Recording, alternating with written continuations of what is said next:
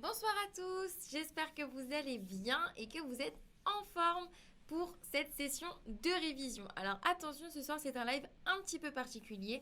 C'est un live spécialement sur les questions que vous me posez. C'est-à-dire que j'ai repris les questions qui revenaient le plus, que ce soit dans le chat ou dans les questions que vous me posez dans les commentaires YouTube. D'accord? Donc le live de ce soir est spécialement dédié à toutes les questions que vous me posez. Donc j'ai regroupé celles qui étaient le plus posées et ensuite, une fois que j'aurai expliqué donc chaque réponse, vous pourrez du coup me poser vos questions sur le code de la route. D'accord? Donc c'est un live vraiment pour que vous puissiez me poser toutes vos questions. Donc n'hésitez pas, je suis là pour vous aider. Donc bien évidemment, les questions, ce seront des questions sur le code de la route. Je vous donnerai du coup des explications approfondies. Comme d'habitude, ça ne change pas. La seule différence aujourd'hui, c'est qu'il n'y a pas de questions. Mais ne vous inquiétez pas, dès demain, on reprend les séries thématiques. Alors, du coup, est-ce que vous êtes prêts pour le live de ce soir? Alors, toujours, n'oubliez pas, toujours bien régler son chat sur chat en direct. Et si jamais vous voyez flou, vous allez dans les réglages de votre vidéo et vous vous mettez en 720p.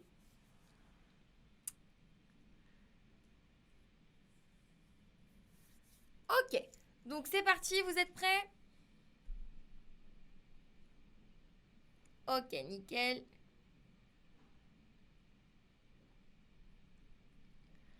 Alors, donc les questions les plus posées par les élèves.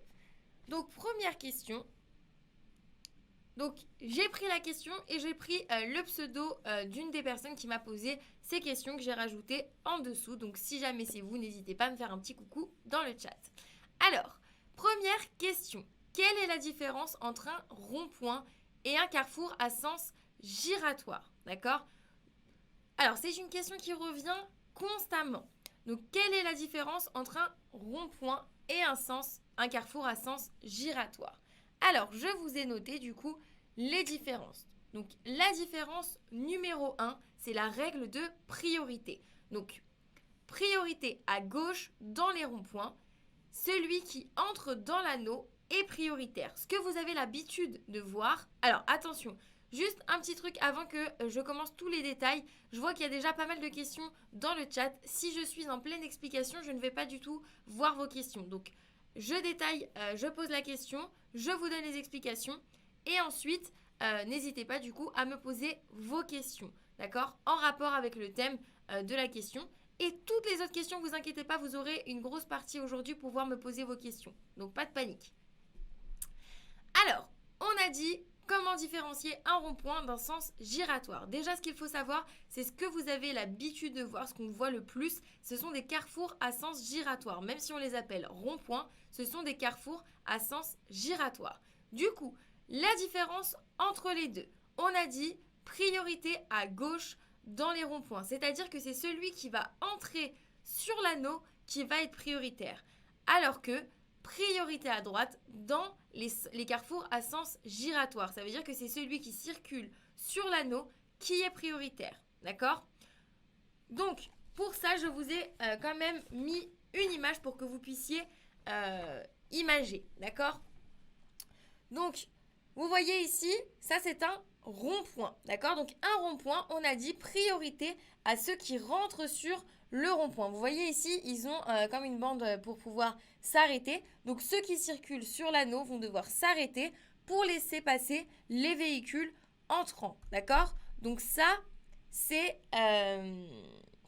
comment ça s'appelle? Un rond-point. D'accord? Ce que vous avez l'habitude de voir, ce sont des carrefours à sens giratoire. D'accord? Donc, les carrefours à sens giratoire, ça se présente comme ceci. D'accord? Donc, vous avez un cédé le passage à l'entrée du giratoire. Donc, c'est ceux qui circulent sur l'anneau qui sont prioritaires. D'accord? Donc, faites bien la distinction entre les deux. La deuxième différence, c'est quoi? C'est la signalisation. D'accord? Donc, la signalisation, il faut, donc je vous ai mis pareil une image pour que vous vous rendiez compte déjà de la différence au niveau des marquages au sol et de la signalisation et des panneaux. D'accord? Donc un giratoire est indiqué par des panneaux d'indication de priorité alors que le rond-point n'est pas signalé. D'accord? Donc si vous observez bien les deux images, vous voyez donc la première, il n'y a aucun marquage au sol et aucun panneau. Donc à l'entrée du giratoire, à l'entrée de l'anneau, vous n'avez pas de marquage au sol et vous n'avez pas de panneau. Du coup, c'est un rond-point. D'accord? La deuxième image, donc celle de droite, là pour le coup, vous avez un cédé le passage, donc non seulement signalé par les panneaux, mais également par le marquage au sol, d'accord? Dans ce cas-là, c'est un sens giratoire, d'accord? Donc, le marquage au sol indique que vous vous engagez sur un carrefour à sens giratoire, alors que l'absence de signalisation, du coup, vous indique que vous engagez sur un rond-point, d'accord? Donc, est-ce que c'est clair pour tout le monde la différence entre les deux? Est-ce que vous avez bien compris la différence? Si vous n'avez pas compris, n'hésitez pas à me poser vos questions maintenant sur tout ce qui est rond-point et sens giratoire.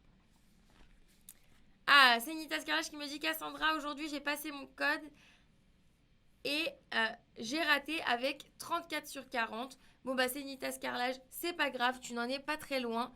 Donc, moi, ce que je te conseille, c'est de prendre ta feuille de résultats, regarder là où tu as fait du coup des erreurs et de réviser du coup toutes les erreurs et les thématiques en rapport avec tes erreurs. D'accord? Donc je croise les doigts pour toi et la prochaine fois j'espère que ce sera la bonne.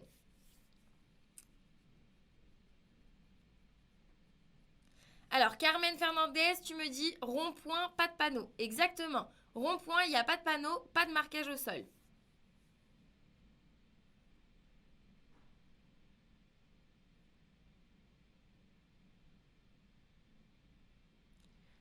Alors, Frédéric, tu me dis, j'ai pas compris, au rond-point.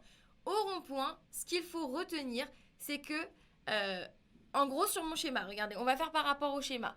Vous voyez le schéma de droite, d'accord? Donc, le schéma de gauche, pardon. Le schéma de gauche où il n'y a pas de panneau, pas de marquage au sol. Ça, c'est un rond-point. Dans le rond-point, ça va être, du coup, la voiture jaune qui va être prioritaire sur la voiture rose, d'accord? Dans la première image, c'est la voiture jaune qui est prioritaire, d'accord? Alors que sur la seconde image, donc qui est un carrefour à sens giratoire, là cette fois, ça va être la voiture rose qui est prioritaire. La voiture jaune va devoir s'engager après, d'accord? Donc, premier dessin, c'est un rond-point. C'est la voiture jaune qui est prioritaire. Carrefour à sens giratoire, donc la deuxième image, là c'est la voiture jaune qui est prioritaire. Donc, s'il n'y a pas de panneau et de marquage au sol à l'entrée du giratoire ou du rond-point, c'est que dans ce cas-là, c'est forcément un rond-point.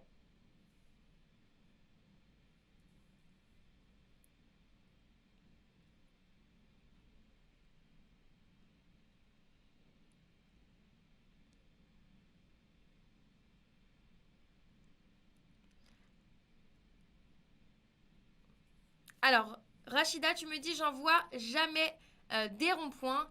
Effectivement, il y en a très très peu, d'accord? Il n'y a pas beaucoup de ronds-points. Par contre, sur Paris, par exemple, il y en a beaucoup. Donc, les ronds-points, c'est priorité à droite, d'accord? En gros, vous vous dites, quand je suis dans un rond-point, je cède la priorité à droite, d'accord? Ah, Morane qui me dit, Cassandra, j'ai eu mon code avec 40 sur 40. Waouh! Bravo Morane, je suis super fière de toi. 40 sur 40, là vraiment une vraie championne. Donc bravo à toi et j'espère du coup que la conduite va se passer tout aussi bien. Et merci beaucoup d'être venu me le dire dans le chat. Bonne continuation à toi.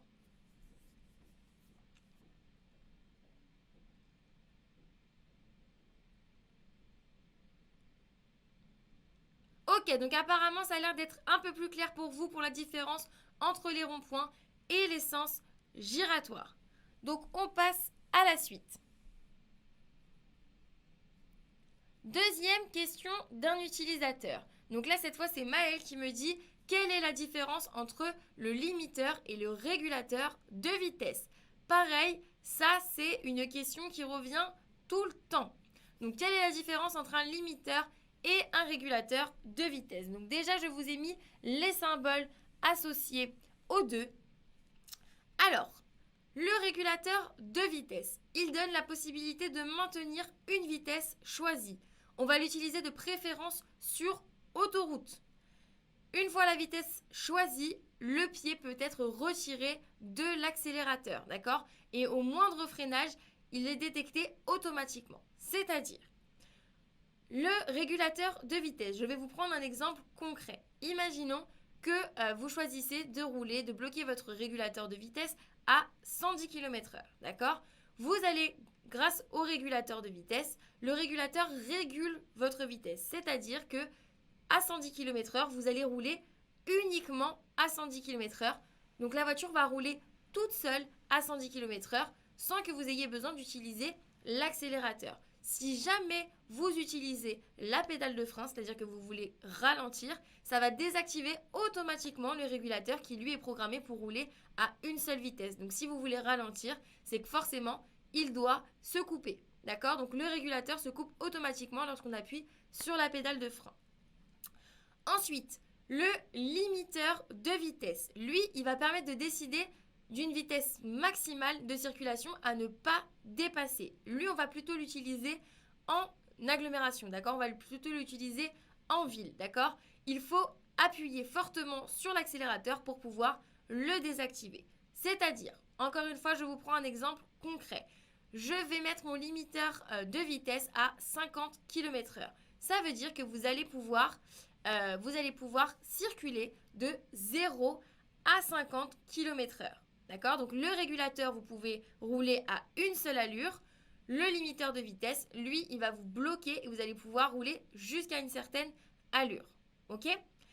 Pour le désactiver, le limiteur de vitesse, soit vous pouvez le désactiver manuellement, soit vous pouvez le désactiver avec votre accélérateur. Si vous appuyez sur l'accélérateur, donc au-dessus de 50, si vous l'avez bloqué à 50 et qu'au final vous continuez d'accélérer, vous appuyez fort sur la pédale de l'accélérateur, dans ce cas-là, votre limiteur de vitesse va automatiquement se désactiver.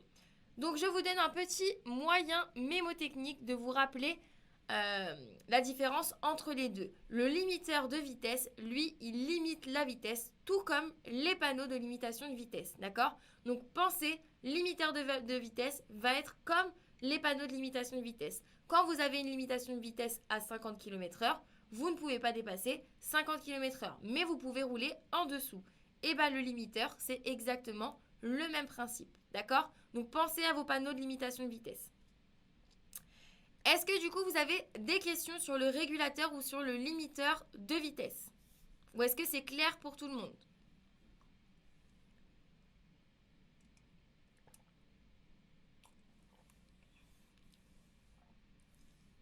Ah, j'ai Amandine qui me dit « Ah super, je me demandais c'était quoi la différence ?»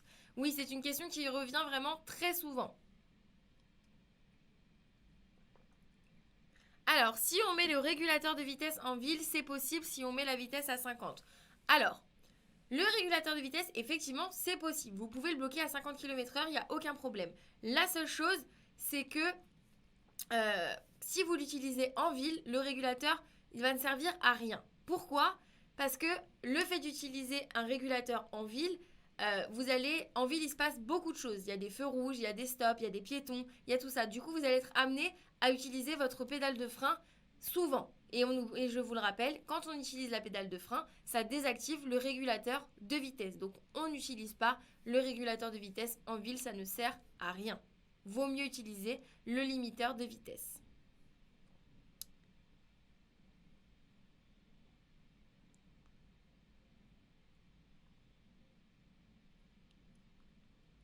Ok, apparemment, vous avez compris.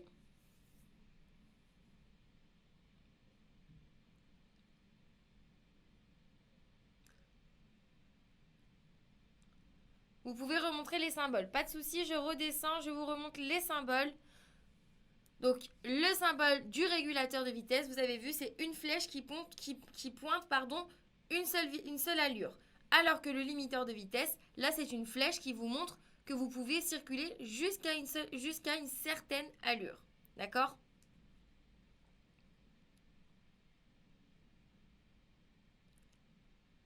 Alors, Idriss, tu me dis, est-ce que les manettes d'utilisation sont les mêmes? Oui, généralement, le régulateur et le limiteur sont côte à côte au niveau des commandes, il faut simplement faire attention du coup à sélectionner le bon symbole.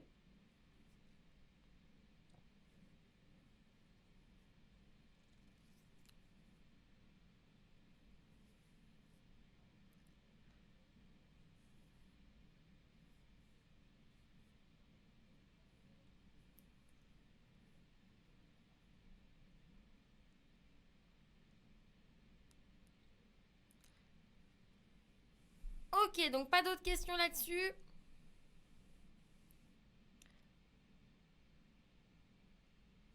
Ok, on passe à la question suivante. Donc là, c'est une question de maths qui me dit quelle est la différence entre l'ABS, l'ESP et la FU. Pareil, tout ce qui est...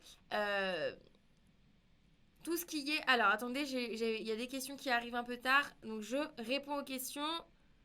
Comment régler l'allure à laquelle on veut être limité? Alors, pour le régulateur ou le limiteur de vitesse, vous choisissez déjà, donc sur la petite manette, vous allez choisir donc régulateur ou limiteur. Et juste à côté, vous allez avoir un plus ou un moins. D'accord? Donc avec le plus ou le moins, vous allez pouvoir sélectionner la vitesse à laquelle vous voulez rouler.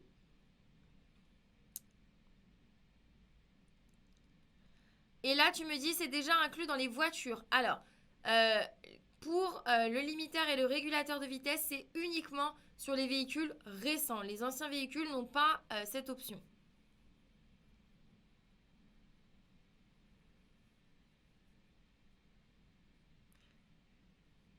Alors, du coup, pour la question, quelle est la différence entre l'ABS, l'ESP et la FU? Donc, je vous fais un petit rappel. Donc là, je vous ai mis le symbole de l'ABS et le symbole de l'ESP. D'accord? Donc, l'ABS va détecter le moindre blocage d'une roue et va réduire alors instantanément la pression du freinage sur celle-ci. Donc, effectivement, l'ABS, c'est l'anti-blocage des roues. D'accord? Donc, c'est un système qui va me permettre de ne pas bloquer mes roues lors d'un freinage d'urgence. D'accord? Système anti-blocage des roues. Donc, ABS, système anti-blocage des roues. Ensuite, l'ESP, lui, il détecte et corrige la trajectoire du véhicule dans les virages si une amorce de dérapage survient. Alors, qu'est-ce que c'est qu'une amorce de dérapage? Tout simplement, c'est si vous êtes sur le point de déraper, l'ESP va vous aider à contrôler votre véhicule et à ne pas perdre l'adhérence au niveau de la route et du coup de ne pas perdre le contrôle de votre véhicule. D'accord? Donc c'est pour ça que le symbole de l'ESP, c'est une petite voiture qui dérape. D'accord? Donc ABS, on a dit anti-système blocage des roues. L'ESP, c'est pour la trajectoire, donc pour ne pas faire de dérapage.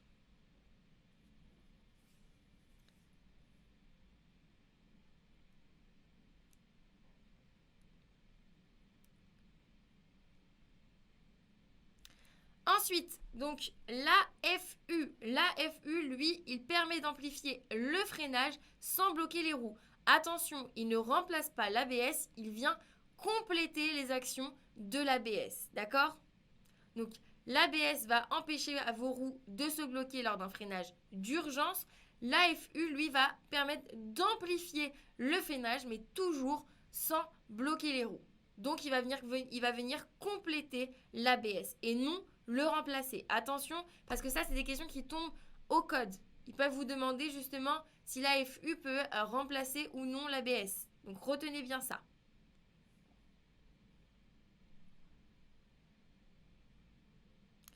Alors, ce type de système, ce sont des systèmes qui vont s'activer automatiquement. Ce n'est pas à vous de les activer, d'accord? Parce que je vois Antoine qui me dit du coup c'est utile que ce soit activé tout le temps. C'est eux qui vont justement détecter les anomalies et agir en fonction de leur rôle. Et le petit dernier, donc c'était pas dans la question mais je voulais juste rajouter, c'est la FIL, donc la file. Lui, il va prévenir d'une sortie de voie involontaire. Donc c'est-à-dire que vous allez changer de voie. Vous allez par exemple, imaginons que vous soyez sur autoroute et vous commencez un petit peu à somnoler. Donc votre voiture va partir légèrement sur la voie d'à côté et bah la file va lui vous prévenir justement de ce petit écart de voie. D'accord? Alors, Selena, tu me dis l'AFU se déclenche automatiquement quand l'ABS s'active. Alors, l'AFU va se déclencher automatiquement lors effectivement d'un freinage d'urgence. Donc, il va venir donc compléter effectivement l'ABS. Donc, il va se déclencher automatiquement. L'AFU, l'ABS, tous ces équipements se déclenchent automatiquement. Donc, je fais un dernier récap. On a dit l'ABS, c'est pour les freinages d'urgence pour éviter que vos roues se bloquent. L'ESP, c'est pour ne pas déraper. L'AFU, il va amplifier votre freinage et va venir du coup compléter les effets de l'ABS. Et la file, lui, va vous avertir d'un changement de voie, d'un changement de fil.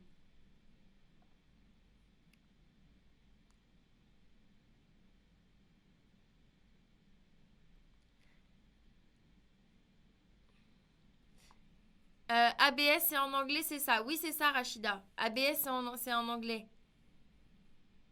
Mais en gros, ça veut dire anti-blocage système, il me semble.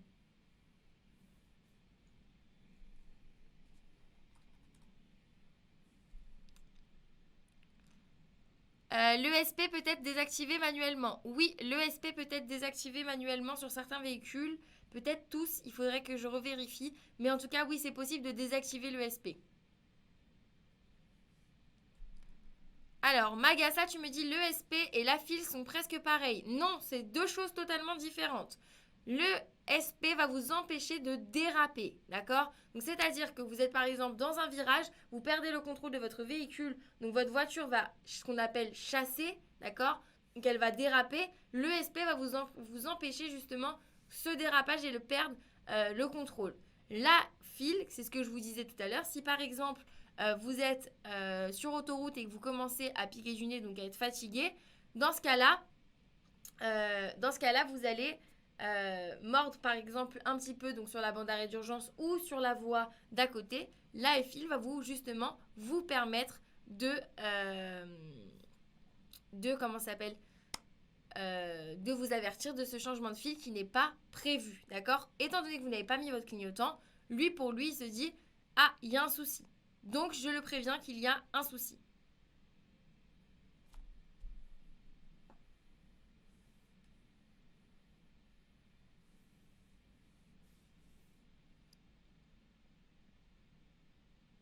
Alors, sans Rati, tu me dis, sans Rati Marie, tu me dis l'ABS et aussi ABR. Oui, c'est juste que ABR, c'est en français. Anti-blocage des roues.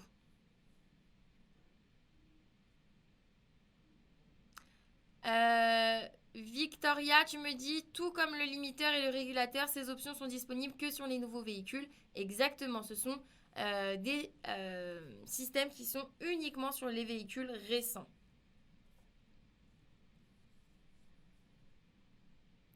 Alors, William, tu me dis, est-ce que la file va mettre le clignotant à notre place? Non, pas du tout. La file, il est là pour vous prévenir que vous êtes en train de changer de voie et que justement, vous n'avez pas mis votre clignotant. Donc, ce n'est pas lui qui va mettre le clignotant à votre place. Ça, non.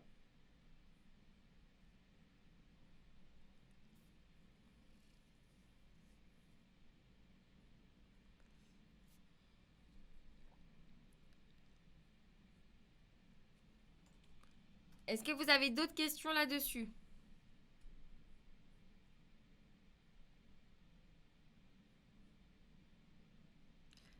Alors, pour le symbole, il y a quelqu'un qui m'a demandé. Donc, Selena, tu me dis, est-ce qu'il y a un symbole pour la file à connaître? Non, car le symbole de la file, c'est marqué à file tout simplement. Donc, c'est très facile. C'est d'ailleurs pour ça que je ne vous l'ai pas mis. Hein.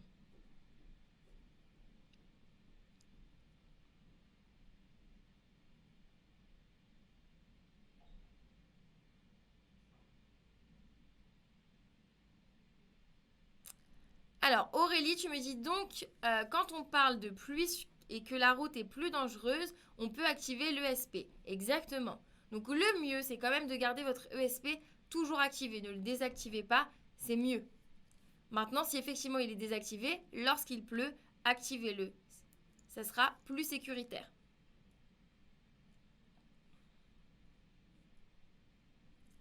Alors, Tounsi, tu me dis, ils nous préviennent comment? Alors, justement, ces fameux petits logos vont s'allumer sur votre tableau de bord. Et vous allez savoir justement qu'ils ont joué leur rôle.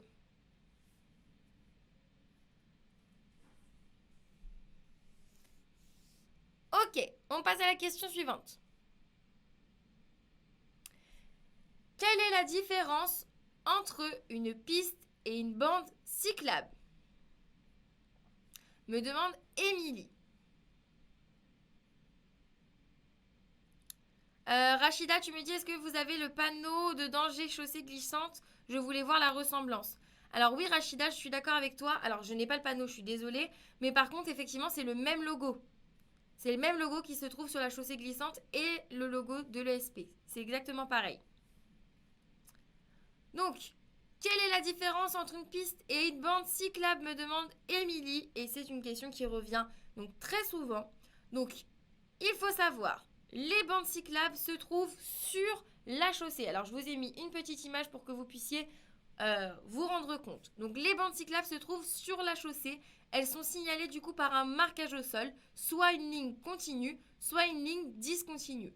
Et avec un pictogramme donc de vélo qui permet de voir justement qu'il s'agit d'une voie réservée aux cyclistes et adaptée à leur mode de circulation. D'accord ? Donc là, vous avez une bande cyclable qui est imagée. Donc dans l'image, vous avez la bande cyclable qui est séparée. Donc elle est bien présente sur la chaussée. Elle est séparée uniquement par une ligne blanche. D'accord ? Et vous avez également le pictogramme vélo. Alors, j'ai Séverine qui me dit une bande cyclable, c'est vert. Non, une bande cyclable, ce n'est pas vert. C'est une voie verte qui est verte, justement.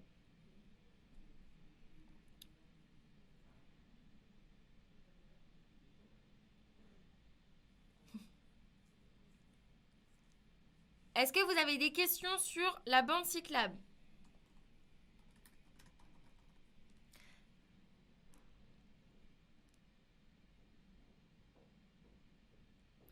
Et du coup, les fameuses pistes cyclables, là, les pistes cyclables sont isolées donc par rapport aux autres usagers. Ce sont des zones protégées des véhicules motorisés qui sont installées donc sur des trottoirs où justement c'est relevé par un terre-plein. Donc comme vous pouvez le voir, là de chaque côté de cette piste cyclable, vous avez des petits trottoirs et elles ne se situent pas du coup sur la chaussée. D'accord? Donc ça c'est les pistes cyclables. Pistes cyclables, il y a des terre-pleins. Bande cyclable, il n'y a pas de terre-plein. Dites-vous que les pistes, généralement les pistes sont privées, d'accord? Comme pour la Formule 1, etc. Leurs pistes, elles sont privées. Et bien c'est pareil. Piste cyclable, c'est pour que les vélos, c'est privé, ils sont de leur côté. Et bande cyclable, du coup, c'est une bande qui est dessinée sur la route. Donc, ils sont sur la route, d'accord?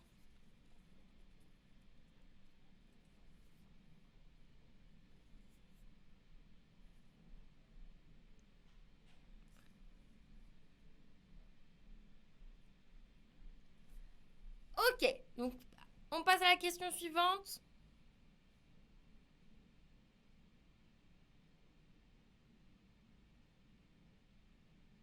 Alors, donc la piste la plus fréquentée pour les cyclistes, c'est la bande cyclable parce que les pistes cyclables, c'est rare, non.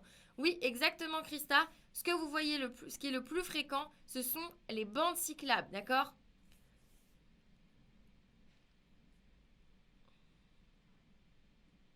Donc, bande cyclable, on pense du coup, bande, c'est les lignes qui sont au sol. Piste, on pense à piste privée, donc elle va être de son côté.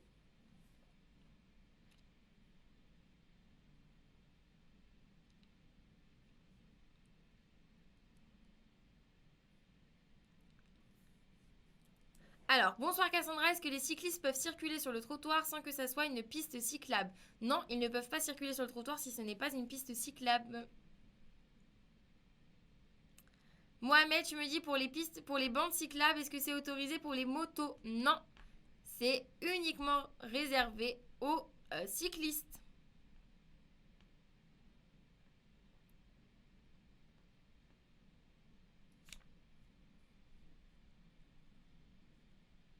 Est-ce que vous avez d'autres questions sur la bande cyclable ou la piste cyclable?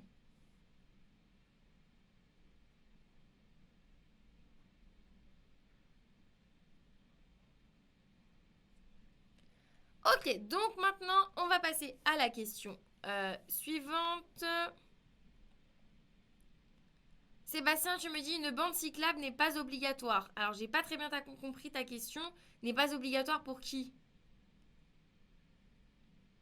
Alors, Ibrahim, j'ai vu ta question. Tu me dis on utilise quand les feux de position? Ça tombe bien, juste après, je parle des feux.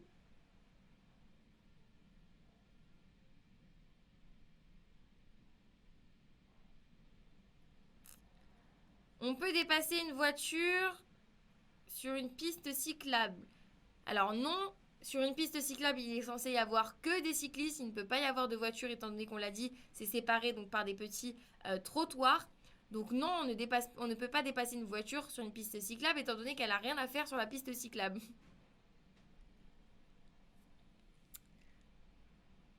Alors, donc question suivante.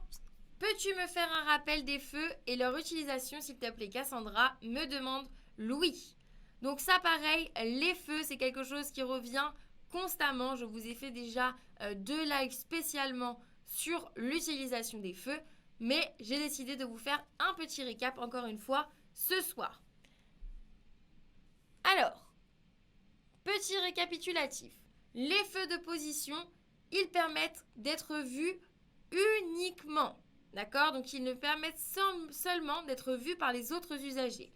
Les feux de croisement, eux, me permettent d'être vus des autres usagers et de mieux voir la route à 30 mètres. Excusez-moi, je bois un petit coup. Alors, Aurore, tu me dis j'ai du mal à retenir la différence, les différents feux. Est-ce qu'il y a une technique pour s'en rappeler? Oui, je vous donne ma petite technique juste après. Donc, on a dit, les feux de position permettent d'être vus. Les feux de croisement, ils me permettent d'être vus et de mieux voir à 30 mètres. Les feux de route, eux, me permettent uniquement de voir, mais à au moins 100 mètres devant moi. Donc attention, les feux de route sont très éblouissants. Les feux de brouillard avant, ils permettent de mieux voir et d'être vus par les autres usagers. Ils vont toujours être utilisés en complément des feux de croisement. Les feux de brouillard arrière, eux, ils vous permettent d'être vus des autres usagers, donc d'être identifiés par temps de brouillard, justement. Ils sont très éblouissants, d'accord? Pareil que les feux de route, ce sont des feux qui sont très éblouissants. C'est pour ça qu'on va les utiliser en cas de brouillard et de neige. Et ensuite, on a les feux diurnes. Donc les feux diurnes, ils permettent seulement d'être vus par les autres usagers de la route. Et dès que vous allez allumer donc le contact, ils vont s'allumer automatiquement. D'accord? Donc sur tous les véhicules récents, lorsque vous allez mettre le contact, les feux diurnes vont s'allumer automatiquement et ils permettent simplement de positionner votre véhicule, d'indiquer votre position aux autres véhicules. D'accord? Donc ça, c'est simplement le petit récap de quel feu me permet d'être vu et quel feu me permet de mieux voir. Maintenant, si c'est OK pour vous, on passe à la suite. Et la suite, c'est le tableau récapitulatif d'à quel moment vous devez utiliser quel feu. Hop. Donc, ce tableau-là, si vous voulez, vous pouvez du coup le prendre en photo, le screener ou le recopier, c'est comme vous voulez, mais vous devez le connaître par cœur, d'accord? Vraiment par cœur. Du coup, je vais utiliser en ville lorsque c'est éclairé. Je peux utiliser soit les feux de position, soit les feux de croisement. Alors, avant ça, j'ai Eléa qui me dit j'ai pas bien compris pour les feux diurnes. Alors, les feux diurnes, ce sont des feux qui vont s'allumer automatiquement lorsque tu vas démarrer, dès que tu vas mettre le contact sur ta voiture. D'accord? Donc, dès que tu vas tourner la clé, tu vas enclencher le contact. Les feux diurnes sur les véhicules récents vont s'allumer automatiquement. Ce sont des petits feux qui permettent d'être vus des autres usagers. D'accord?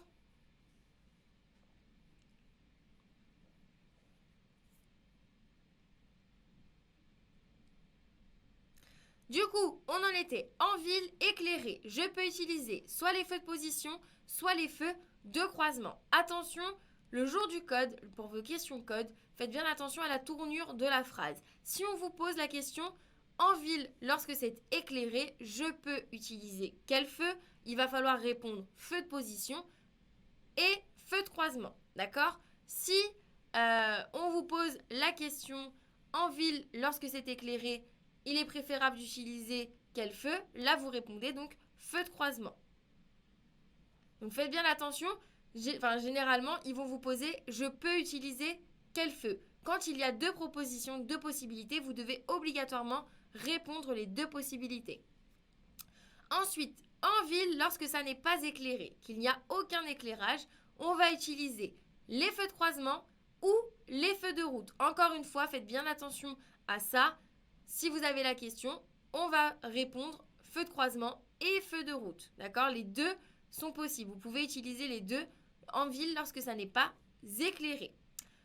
Ensuite, donc hors agglomération, lorsque la route est éclairée. Lorsque la route est éclairée, on va utiliser donc les feux de croisement. Et lorsque la chaussée n'est pas éclairée, donc toujours hors agglomération, là vous allez utiliser du coup les feux de croisement ou les feux de route. Et vous pouvez rajouter les feux de brouillard avant en complément lors des routes étroites et sinueuses. D'accord? Donc chaussée non éclairée, donc on a dit hors agglomération, quand il n'y a pas du tout d'éclairage, j'utilise soit les feux de croisement, soit les feux de route que je peux rajouter en complément, donc les feux de brouillard avant pour les routes étroites et sinueuses. Ensuite, partant de pluie, on va utiliser donc les feux de croisement et on va rajouter donc les feux de brouillard avant. Donc, ils ont mis 2 petites étoiles et les 2 petites étoiles, c'est pour préciser que c'est uniquement en cas de forte pluie. D'accord? S'il y a des petites gouttelettes, vous n'avez pas besoin d'utiliser vos feux de brouillard avant. C'est vraiment en temps de forte pluie. Ensuite, lorsqu'il neige, on va utiliser donc toujours mes feux de croisement, les feux de brouillard avant et les feux de brouillard arrière. Et partant de brouillard, la même chose, feux de croisement et on va utiliser en complément les feux de brouillard avant et les feux de brouillard arrière. Alors, du coup, je regarde un petit peu vos questions avant de passer à mes mémotechniques.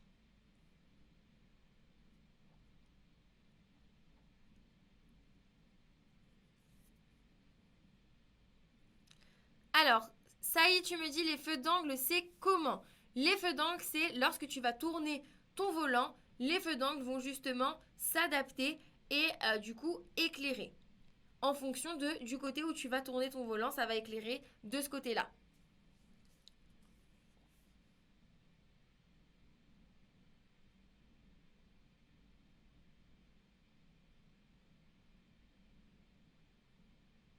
Ah pardon, diarrhée. Alors, Mansira, tu me dis il est préférable justement, on a plusieurs choix. Non, exactement, excusez-moi, je me suis trompée tout à l'heure. Donc, quand on vous demande de préférence, quand on vous dit il est préférable, ou voilà, vous pouvez utiliser donc effectivement plusieurs feux. Et si on vous dit je dois utiliser quel feu, là c'est que vous devez répondre un seul feu. D'accord? Donc je peux, ça veut dire que vous avez plusieurs choix. Je dois, ça veut dire que vous avez un seul choix. D'accord?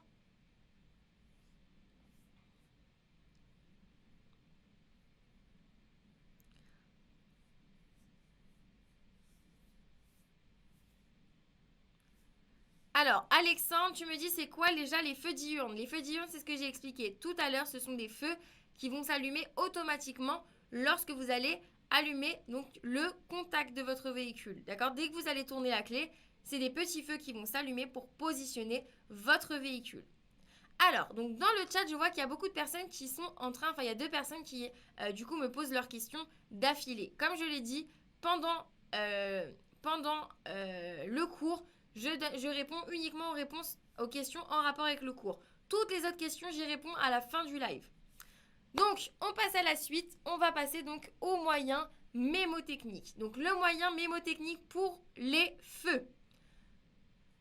Ce qu'il faut vous dire, mauvais temps égale feu de croisement. D'accord? Donc, à partir du moment où il fait moche, où il y a du mauvais temps, donc que ça soit de la pluie, du brouillard ou de la neige, on va utiliser les feux de croisement, d'accord? Mauvais temps égale feu de croisement.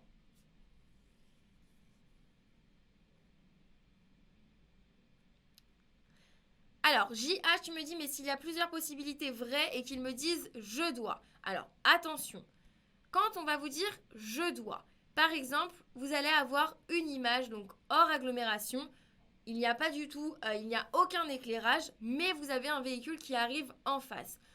On va vous dire je dois utiliser quel feu.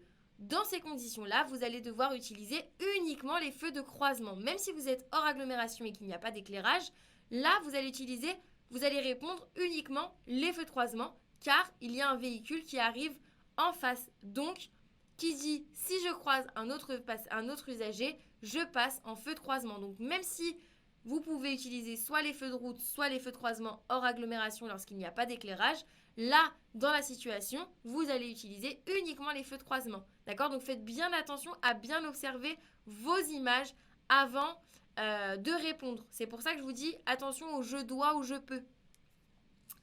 Donc je reprends mes petits mémos techniques. Donc on a dit mauvais temps, feu de croisement. On a dit si je croise un autre usager, je passe du coup en feu de croisement. Croiser un usager, croisement. Très facile à retenir. Et ensuite, nuit noire égale feu de route obligatoire. C'est-à-dire que quand il n'y a aucun éclairage, qu'il fait tout nuit, qu'il fait tout noir, dans ce cas-là, on met les feux de route. D'accord? Donc nuit noire égale feu de route obligatoire. Et dernière chose, je vous ai mis BNP, BN. Donc pour tous ceux qui suivent mes lives depuis un moment, vous connaissez tous cette technique. Pour les autres, donc je vous fais un petit récap. Donc pour vous souvenir à quel moment vous devez utiliser les feux de brouillard avant ou les feux de brouillard arrière, vous allez vous rappeler de cette petite histoire. Donc j'ai un magnifique dessin, je suis une grande dessinatrice comme vous pouvez le constater. Alors, je vous ai fait un petit dessin. Donc je vous ai dessiné une voiture. Il faut se dire, lorsque je suis dans une voiture, les parents sont assis à l'avant du véhicule et ils vont à la BNP. Vous connaissez tous la banque BNP, d'accord ? Et les enfants sont assis à l'arrière du véhicule et sont en train de manger des BN. Vous connaissez également tous les gâteaux BN. Du coup, à l'avant, je vais utiliser mes feux de brouillard avant en cas de brouillard, neige, pluie, donc BNP. Et mes feux de brouillard arrière en cas de BN, brouillard et neige. D'accord ? Donc les parents à l'avant du véhicule, BNP. Les enfants à l'arrière du véhicule, BN. C'est une petite histoire que vous pouvez vous raconter pour justement mémoriser quel feu il faut utiliser en cas de brouillard, neige, pluie. D'accord ?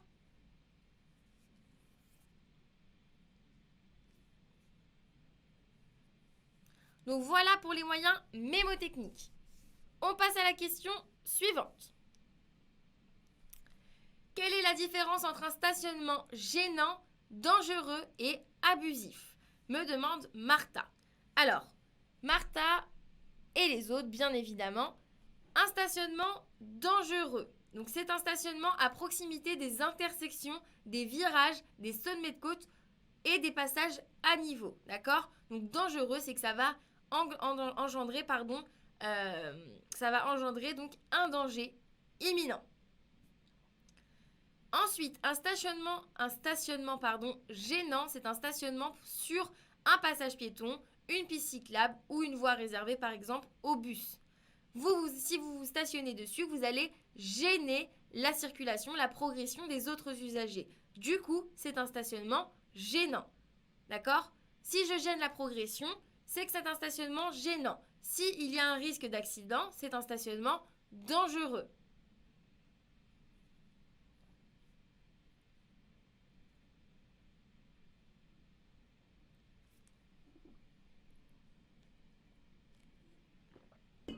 Excusez-moi, vu que je parle beaucoup, j'ai besoin de boire. Et ensuite, donc, le stationnement abusif. Donc, le stationnement abusif, cette fois, c'est quand un automobiliste, se gare sur une place de parking public et qu'il y ait pendant au moins 7 jours consécutifs. Donc, si vous restez sur une place au bout de 7 jours, c'est un stationnement abusif. D'accord ? Du coup, les sanctions, est-ce que ça peut être les trois en même temps? Non, ça ne peut pas être les trois en même temps. Par contre, ça peut être un stationnement gênant et abusif. Ça peut être un stationnement dangereux et abusif. D'accord? Si vous restez 7 jours sur un emplacement gênant ou sur un emplacement dangereux, forcément, ça peut être les deux. Du coup, je vous ai mis un récap des pertes de points et des amendes associées. Donc, pour un arrêt ou un stationnement gênant, vous n'avez pas de perte de points, mais c'est 35 € d'amende. D'accord? Pour un arrêt ou un stationnement dangereux, cette fois, ça va être moins 3 points sur votre permis de conduire et 135 € d'amende. Donc, il y a marqué délai de récupération automatique des points 3 ans. C'est-à-dire que si vous restez 3 ans sans faire aucune infraction, vous allez récupérer vos 3 points. Et ensuite, arrêt et stationnement donc sur autoroute, ça je vous l'ai mis pareil. En plus, c'est moins 3 points et 135 € d'amende. Donc pareil, si vous vous arrêtez sur la bande d'arrêt d'urgence alors que vous n'avez pas d'urgence. Ah, Rachida, tu me dis est-ce que vous pouvez remontrer? Je veux capturer. Donc oui, hop là, je vous montre. N'hésitez pas du coup à prendre en photo, à faire des captures ou à recopier les informations. Tout ce que je vous ai mis dans le cours de ce soir, c'est des choses à connaître par cœur pour votre code. Ok, on passe à la question suivante. Ah non, pardon.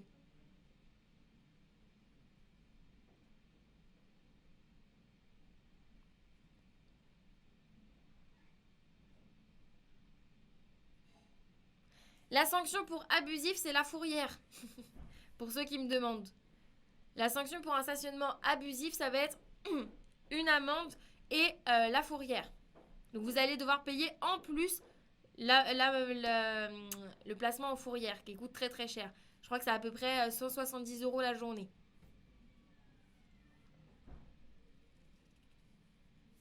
Oui, je rebaisse pour les photos de stationnement. Allez-y.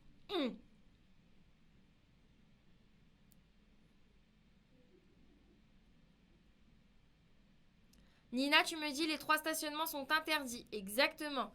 Les 3 stationnements sont interdits. C'est d'ailleurs pour ça qu'il y a des amendes et des pertes de points.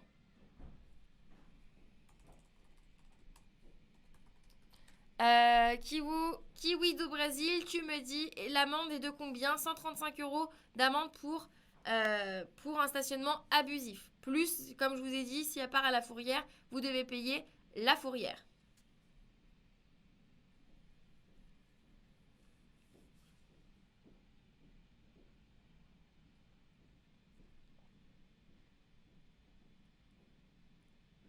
Quelles sont les différences d'urgence valables en cas d'arrêt, me demande Anaïs. Alors Anaïs, quand vous vous arrêtez sur la bande d'arrêt d'urgence, c'est soit pour un problème mécanique, soit pour un malaise. D'accord? Votre malaise, enfin vous si vous vous sentez pas bien, ou vos passagers.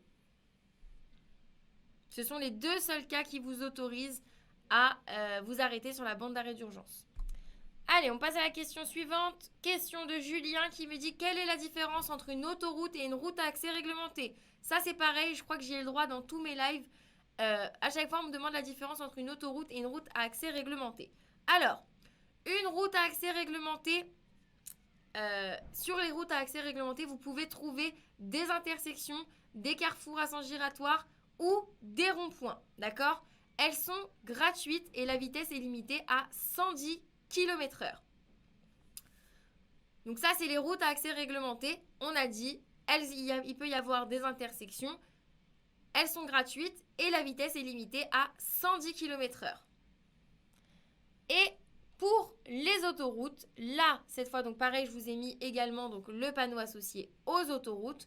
Donc sur la plupart des autoroutes, il faut payer un droit de passage, d'accord? Le prix va varier en fonction du réseau routier, de la distance et des catégories de véhicules que vous conduisez. Donc on a dit route à accès réglementé, c'est gratuit. Les autoroutes, c'est payant. Les autoroutes, il n'y a pas d'intersection, pas de rond-point, pas de carrefour à sens giratoire et la vitesse est limitée à 130 km/h. Alors, attention, je vous ai mis attention, une autoroute peut parfois se transformer en voie rapide, d'accord? Dans ce cas, vous verrez un panneau de fin d'autoroute, puis celui d'une entrée dans une voie rapide. N'oubliez pas du coup de réduire votre vitesse à 110 km/h. Donc dès que vous voyez le panneau fin d'autoroute, donc le panneau autoroute barré en rouge, vous devez réduire votre allure à 110 km/h. Tu peux redescendre un petit peu la photo, oui, si vous voulez. Hop là.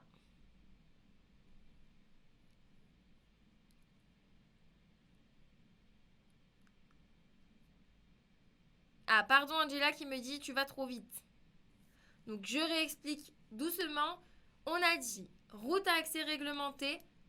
Il y a des intersections. Il peut y avoir des intersections, des ronds-points ou des sens giratoires. C'est... Ah, pardon, descendre. Hop là. On a dit c'est gratuit et la limitation de vitesse est de 110 km/h. Audrey, tu me dis une voie rapide, c'est une voie à accès réglementé. Oui, c'est ça, une voie rapide, c'est une voie à accès réglementé. Ensuite, on a dit les autoroutes, elles du coup sont payantes. Elles sont payantes, il n'y a pas d'intersection et c'est limité à 130 km/h. Ok, est-ce que c'est clair pour tout le monde la différence entre une autoroute et une route à accès réglementé? Corinne, tu me dis c'est le panneau pour autoroute ça. Oui, exactement. Ça c'est le panneau, donc autoroute. Et celui-ci c'est le panneau... Ah mince, il a été supprimé. Bon bah désolé, j'avais mis le panneau route à accès réglementé, mais il n'y est plus. Il a été supprimé. Alors, le panneau route à accès réglementé, c'est le même panneau que l'autoroute, sauf que le symbole du milieu, c'est une voiture blanche. D'accord? C'est une voiture dessinée. Ok, on passe à la question suivante, vu que c'est clair pour tout le monde. Alors, comment savoir si je roule dans une rue à sens unique, me demande Lisa. Alors, ce qu'il faut savoir pour une rue à sens unique, si la ligne... Alors, je vous ai fait un petit schéma, comme d'hab, mes magnifiques dessins, d'accord? Donc, si je vous ai fait donc une rue à sens unique, d'accord? Donc là, je vous ai dessiné une rue à sens unique. Hop, donc là, c'est les trottoirs. Et ce que je vous ai mis en rose, c'est justement les fameux indices qui vont vous aider à savoir que vous circulez dans une rue à sens unique. Donc, si la ligne de la rive de gauche de la chaussée est une ligne continue. Donc là, je ne sais pas si vous voyez, mais ici, donc c'est mon magnifique trottoir. Et ce que je vous ai mis en rose, c'est justement cette fameuse ligne de rive. Donc, si la ligne sur le côté gauche est une ligne continue, une ligne blanche, dans ce cas-là, vous circulez donc sur une route à sens unique. Ensuite, si le marquage au sol à la fin de la voie prend toute la rue, donc tout ça, là, vous voyez le marquage au sol du stop. Le stop, au lieu d'être uniquement sur cette partie-là, il fait vraiment toute la rue. D'accord? Donc, s'il fait toute la rue, pareil, c'est un indice pour savoir que vous circulez dans un sens unique. Pareil, dernier indice, le troisième indice, c'est vos panneaux. Si les panneaux sont de chaque côté de la chaussée dans votre sens de circulation, c'est que vous circulez dans une rue à sens unique. D'accord?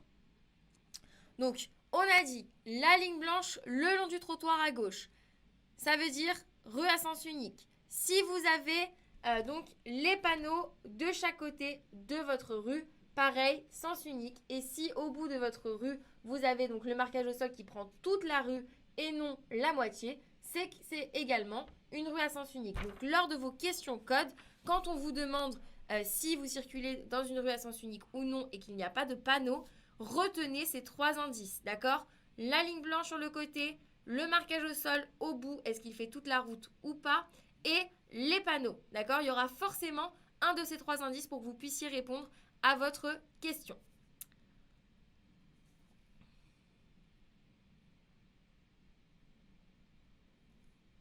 Oui, je sais, je n'ai pas des grands talents de dessinatrice. La seule chose que je veux, c'est que ça soit des schémas qui soient assez clairs pour vous. Maintenant, effectivement, il faudrait peut-être que je prenne des cours de dessin, j'avoue.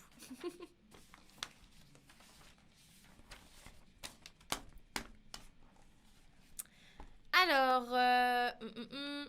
Chéra, tu me dis voie rapide égale route à accès réglementé. Oui, je l'ai dit tout à l'heure. voies rapides, c'est routes à accès réglementé. Ça peut être effectivement...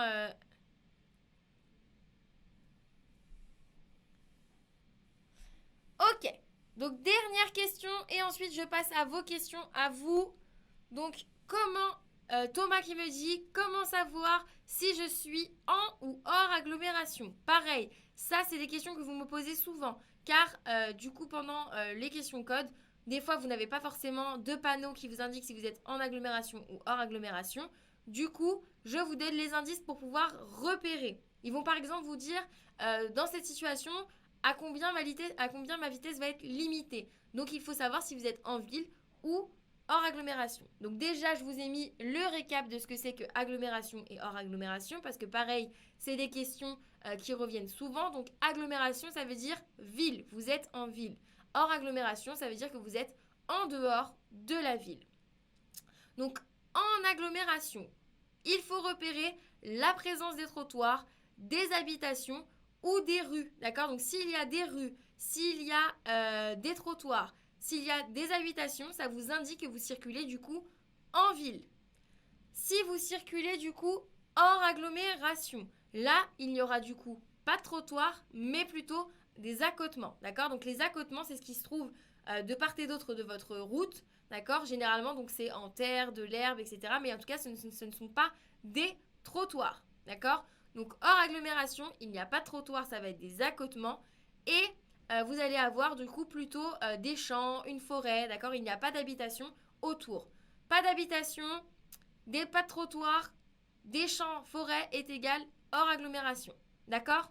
Donc pensez à ça quand vous avez des questions sur les limitations de vitesse. Je répète, la limitation de vitesse en ville, c'est 50 km/h et hors agglomération, c'est 80 km/h. Je sais pas pourquoi je vois des 70 km/h dans mon chat, mais non, c'est 80 km/h quand vous êtes hors agglomération et 50 quand vous êtes hors agglomération. Amina, tu me dis lieu dit, on peut dire que c'est en agglo. Exactement, Amina. Donc, lieu dit, c'est en ville. Ah, j'ai Zosiane Fleur qui me dit Cassandra, tu es au top. Merci pour tes explications. J'ai eu mon code et courage à la Orni Family. Et bah, félicitations, Josiane. Merci beaucoup pour ton message. Et surtout, merci beaucoup de continuer à encourager les autres membres de la Orni Family. Merci beaucoup à toi. Et bon courage pour la suite. Alors, du coup, on va passer à toutes vos questions. Donc, c'est le moment de me poser vos questions en rapport avec le code de la route, toutes celles, toutes celles auxquelles je n'ai pas répondu dans le cours de ce soir. Donc, n'hésitez pas à me le dire. J'ai vu quelqu'un qui me demandait, je crois, les limitations jeunes conducteurs. Il me semble avoir vu ça. Donc, attends, j'ai prévu pareil ma petite feuille. Donc, les limitations jeunes conducteurs. Lorsque vous circulez en ville, c'est 50 km/h comme pour tout le monde. Lorsque vous circulez donc sur les routes, donc hors agglomération, c'est 80 km/h comme pour tout le monde. Sur les voies rapides, ça va être 100 km/h au lieu de 110, donc sur les routes à accès réglementé, donc 100 km/h au lieu de 110. Et sur les autoroutes, ça va être 110 km/h au lieu de 130. D'accord? Donc ça, je répète, ce sont les limitations de vitesse jeunes conducteurs. Alors, si tu me dis à quoi sert un appel lumineux. Donc un appel lumineux, c'est lorsque vous passez des feux de croisement aux feux de route rapidement et c'est pour indiquer généralement un danger.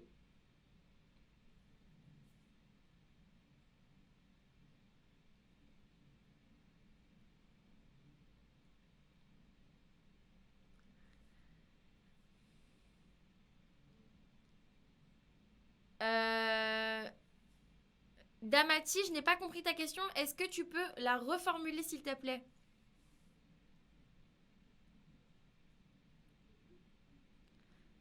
Mohamed, tu me dis le recensement pour les étrangers est-il une obligation? Alors Mohamed, de mémoire, il me semble que non. Maintenant, tout ce qui est administratif, malheureusement, je ne peux pas vraiment vous aider. Il faut envoyer un mail à notre support candidat hello@ornicar.com. Tout ce qui est administratif, c'est leur domaine. Ils vont pouvoir vous aider. Fatma, tu me dis combien dure le temps d'inscription sur Ornicar. Lorsque vous vous inscrivez chez Ornicar, votre compte est actif pendant 1 an.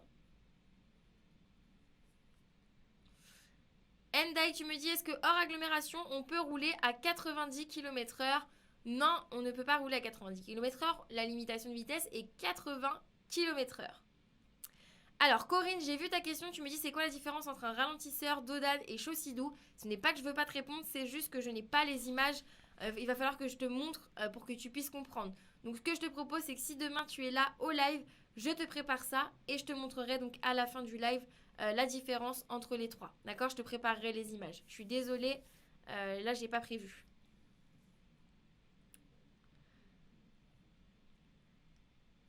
Alors, quelle est la différence entre la distance de freinage et la distance d'arrêt? Merci. Alors, la distance de freinage, c'est la distance à laquelle, la distance que vous allez parcourir à partir du moment où vous allez commencer à appuyer sur la pédale de frein et jusqu'au moment où vous allez vous arrêter. D'accord? Donc ça, c'est la distance de freinage. La distance d'arrêt, ça va être la distance que vous allez parcourir entre le moment où vous voyez l'obstacle, d'accord? Vous percevez par exemple le danger, l'obstacle, et le moment où vous allez vous arrêter. Donc la distance d'arrêt, c'est temps de réaction plus distance de freinage, d'accord? Donc la distance de freinage, on a dit à partir du moment où j'appuie sur la pédale de frein jusqu'au moment où je vais m'arrêter. Et la distance d'arrêt, du coup, c'est cette distance de freinage plus le temps de réaction. Alors, Rose Daddy, tu me dis le live est à quelle heure demain? Le live de demain est à 18h et ça sera une série thématique. Et ça sera le dernier live de la semaine. Alors, Gamze, tu me dis comment savoir si on peut dépasser un cycliste? Alors, les règles de dépassement sont les mêmes pour tous les véhicules. Vous devez avoir une bonne visibilité. Il faut que la signalisation soit OK, c'est-à-dire pas de panneau ni de marquage au sol qui vous interdit de dépasser. Vous devez avoir une bonne distance de sécurité et vous devez avoir une très bonne visibilité vers l'avant. Pour pouvoir dépasser un cycliste, vous êtes autorisé à chevaucher une ligne blanche pour dépasser un cycliste ou un piéton uniquement. D'accord? Donc la ligne blanche, vous pouvez la chevaucher uniquement pour les cyclistes et les piétons. Selena, oui, hors agglomération, c'est 80 km/h pour les jeunes conducteurs. C'est pareil pour tout le monde. Les seules choses qui vont changer, ça va être donc sur les routes à accès réglementé et sur les autoroutes. Là, effectivement, c'est comment ça s'appelle 100 et 110 km/h.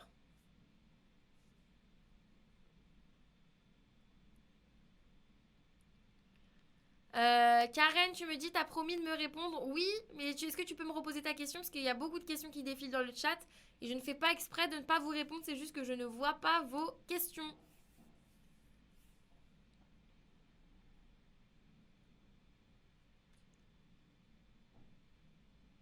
Alors, Amelou, tu me dis, je voulais savoir, sur la voie centrale, je roule à 70 km/h, à côté, sur les véhicules lents, et 70 km/h, je suis bien placée. Ouh là là.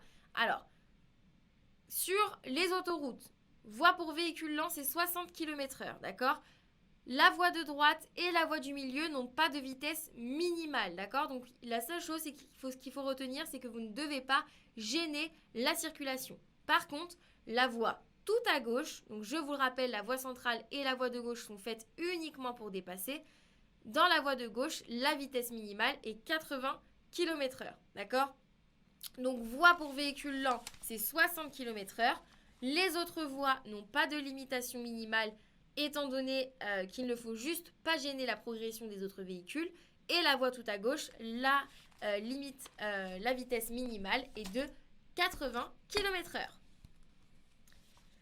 Ok, la Orni Family, donc je suis désolée, il est 19h05, il va falloir que je vous laisse. N'hésitez pas à me poser toutes vos questions dans les commentaires de la vidéo YouTube. J'y répondrai dans les prochains jours, c'est promis. Donc si je n'ai pas eu le temps de répondre à votre question, n'hésitez pas à me les laisser dans les commentaires de la vidéo YouTube, d'accord? C'est pas que je veux pas, c'est que malheureusement on est nombreux et nombreuses sur les lives, donc je réponds au plus de questions possibles. Donc je vous souhaite une très très bonne soirée et je vous dis à demain 18h. Au revoir la Orni Family et bonne révision.